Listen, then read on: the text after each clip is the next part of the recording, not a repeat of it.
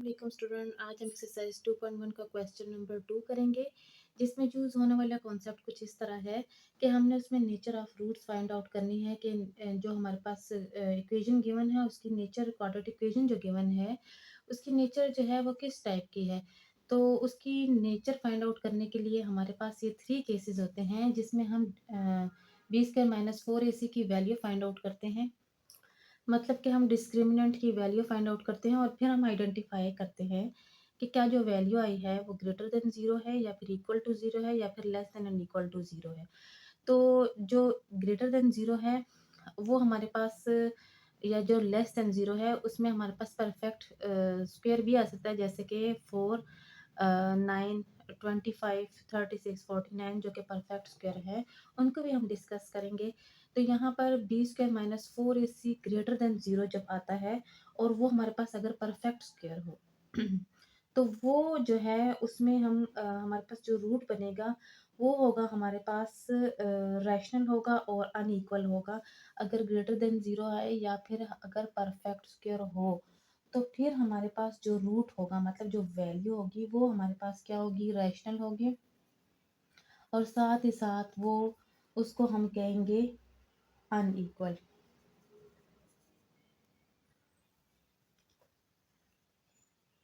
ये हमारे पास है B square minus 4ac greater than zero के लिए, कि अगर हमारे पास परफेक्ट स्क्वायर हो तो जो रूट होगा वो रैशनल होगा और अनइक्वल होगा। लेकिन अगर हमारे पास ग्रेटर देन ज़ीरो हो और साथ ही वो नॉट अ परफेक्ट स्क्वायर हो, परफेक्ट स्क्वायर नहीं है, तो फिर हमारे पास जो रूट होगा वो हमारे पास इर्रेशनल होगा।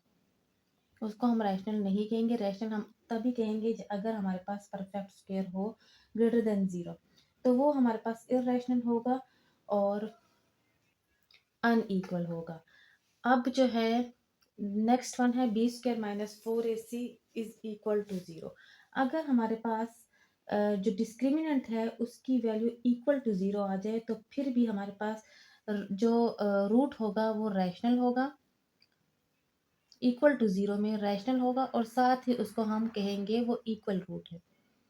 इसमें अनइक्वल है ग्रेटर देन ज़ीरो में। रैशनल तब होगा जब परफेक्ट स्क्वायर होगा, इररेशनल तब होगा जब हमारे पास परफेक्ट स्क्वायर नहीं होगा। इक्वल टू ज़ीरो में हमारे पास रूट रैशनल होगा और इक्वल होगा।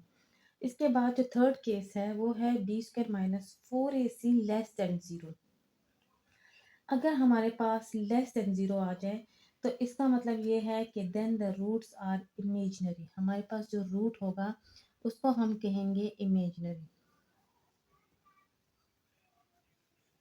इमेजिनरी रूट कहेंगे मतलब कि या तो वो कॉम्प्लेक्स कॉन्जुगेट्स होगा। तो जब भी हमारे पास लेस देन ज़ीरो वैल्यू आएगी, मतलब कि नेगेटिव वैल्यू होगी, माइनस में हमारे पास आएगा कोई भी आंसर, जो डिस्क्रिमिनेंट है उसका आंसर नेगेटिव होगा, तो इट्स मीन कि वो लेस देन ज़ीरो है, तो हमारे पास जो रूट होगा उसको हम इमेजिनरी रूट कहेंगे। तो चलते हैं क्वेश्चन नंबर 2 की तरफ। तो क्वेश्चन नंबर 2 हमें कुछ इस तरह दिया हुआ है कि find the nature of the root of the following given quadratic equation. हमें क्वाड्रेटिक इक्वेशन गिवन है और हमने इसकी नेचर फाइंड आउट करनी है। तो जब नेचर हम डिस्क्रिमिनेंट फाइंड आउट करके इसकी नेचर तो फाइंड आउट कर लेंगे, लेकिन मजीद क्वेश्चन ये दिया हुआ है कि and verify the result by solving the equation. तो हमने जो है, जो डिस्क्रिमिनेंट का आंसर आता है उसको हमने वेरीफाई भी करना है। जो गिवन इक्वेशन है ये वाली, उसको सॉल्व करके वेरीफाई भी करना है कि ये वाकई में यही नेचर का है। तो क्वेश्चन नंबर 2 के पार्ट 1 में हमने सबसे पहले इसका डिस्क्रिमिनेंट फाइंड आउट करना है। फर्स्ट क्वेश्चन हमारे पास जो है वो है find the nature of the following quadratic equation.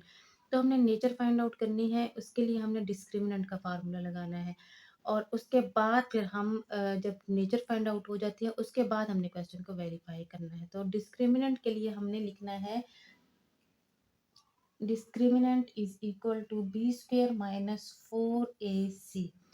तो b हमारे पास 23 है, तो यहाँ हम लिखेंगे -23² -4 ए हमारे पास 1 है और c की वैल्यू हमारे पास 120 है। इसको अब हम सॉल्व करेंगे तो 23 का स्क्वायर बनता है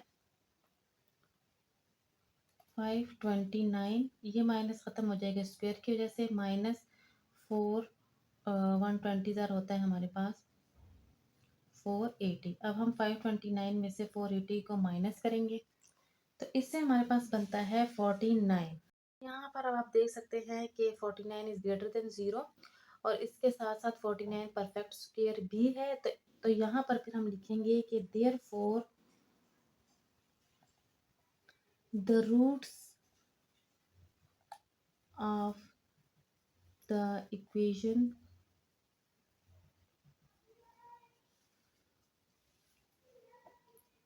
आर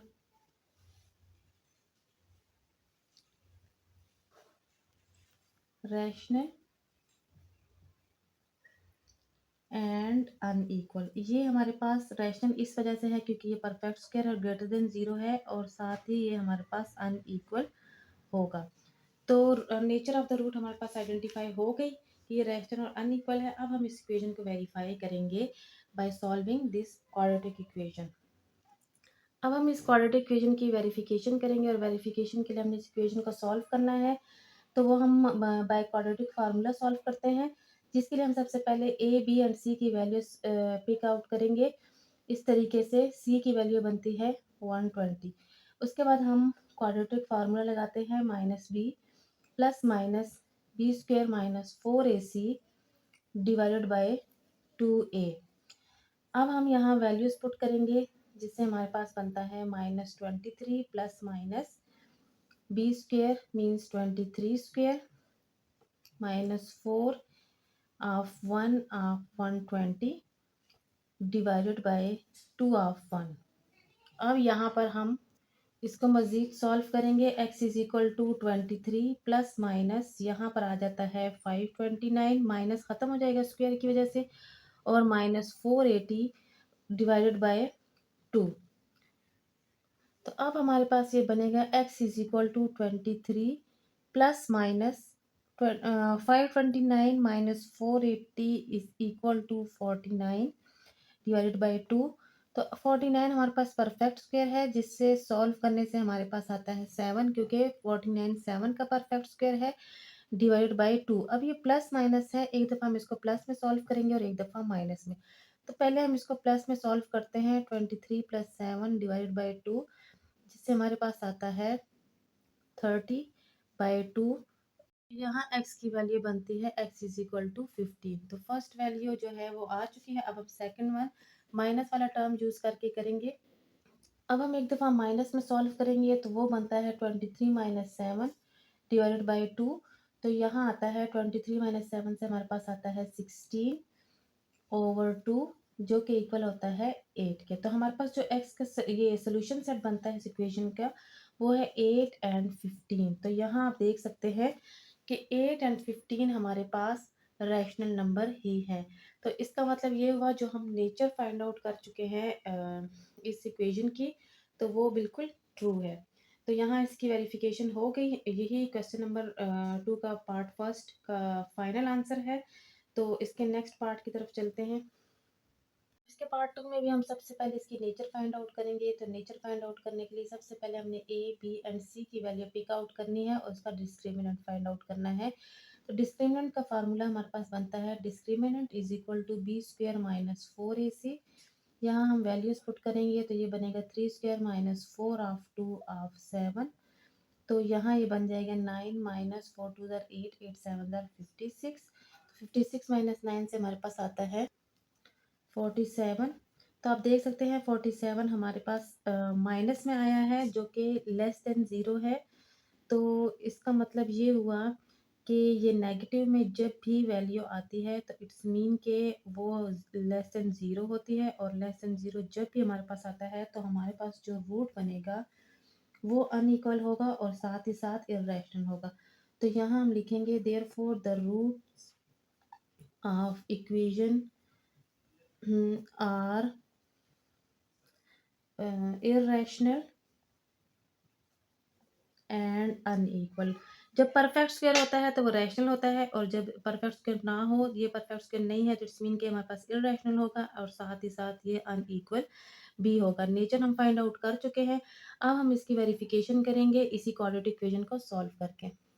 अब इसको हम बाय क्वाड्रेटिक फार्मूला सॉल्व करेंगे तो ए की वैल्यू 2 बनती है, बी की 3 बनती है और सी की वैल्यू 7 बनती है। तो हम क्वाड्रेटिक फार्मूला लगाएंगे यहाँ जो कि है x is equal to minus B square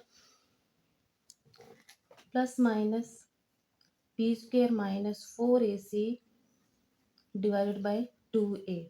अब यहाँ पर हम वैल्यूज पुट करेंगे, -3 plus minus 3 square minus 4 of 2 of 7 divided by 2 of 2।